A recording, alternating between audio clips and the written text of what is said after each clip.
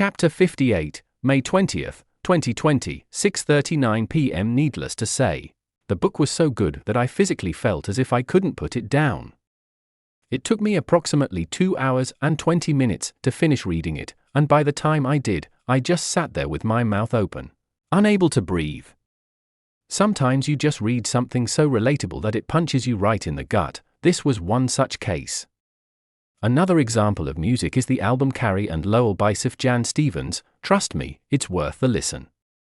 My favorite song off that album is Should Have Known Better. One of my favorite parts of the book would definitely have to be how Callie's, the main character, dissociation is described. It was as if they had scanned my brain and put all of my thoughts into the book despite the book being written before I was even born. Maybe Patricia McCormick is a time traveler herself? I think I'll ask her in a letter. Be right back. I still remember the day I got the book, Morgan said with a tiny smile while eating his lasagna, and no, it wasn't any good. Tell me about it, I replied, curious.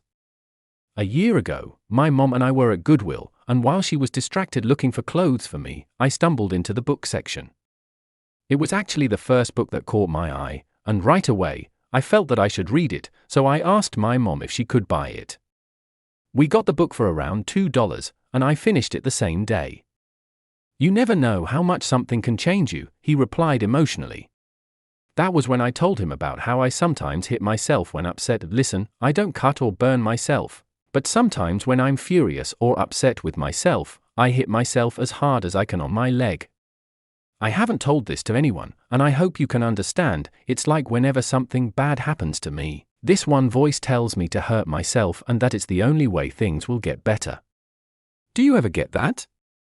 I asked, rubbing the bruise on my leg where I hit myself all the time. It's almost like that demon on your shoulder that you see in cartoons. I have about 1,000 voices in my head, and each one is louder than my own, Madeline replied, sighing. Sometimes you gotta tell those voices to just knock it off, I said supportively. How do I do that? Madeline nearly pleaded. Act like nothing matters. Hey, don't steal my idea, Morgan replied, laughing. Did you put a copyright on the idea? I didn't think so, I replied with a wink. His jaw dropped after I made that comment. Morgan's eyes were filled to the brim with lividness and looked like they wanted to bury me alive. I kept my gaze steady and intimidated him myself by making Marshall Applewhite eyes. It scared the hell out of him, and he finally gave in. I suppose I win? I asked smugly. Just this once, he replied in an annoyed tone, rolling his eyes. Whatever, I replied, taking a bite out of the cherry pie they gave us for dessert. Unlike the rest of the meal, the pie was delicious. The cherries were nice and tart just the way I liked them. While I was eating the pie, I experienced a time skip backward and talked about self-harm all over again. Except this time, I already knew everything that the two would say. This was when I had reached my breaking point, put my head on the table, and wept, startling everybody. To them, my crying out of nowhere must have seemed utterly bizarre. Are you okay? Madeline asked. No, I just want to go home and forget about all of this, I replied, not looking up. Don't we all, she replied with a heavy sigh.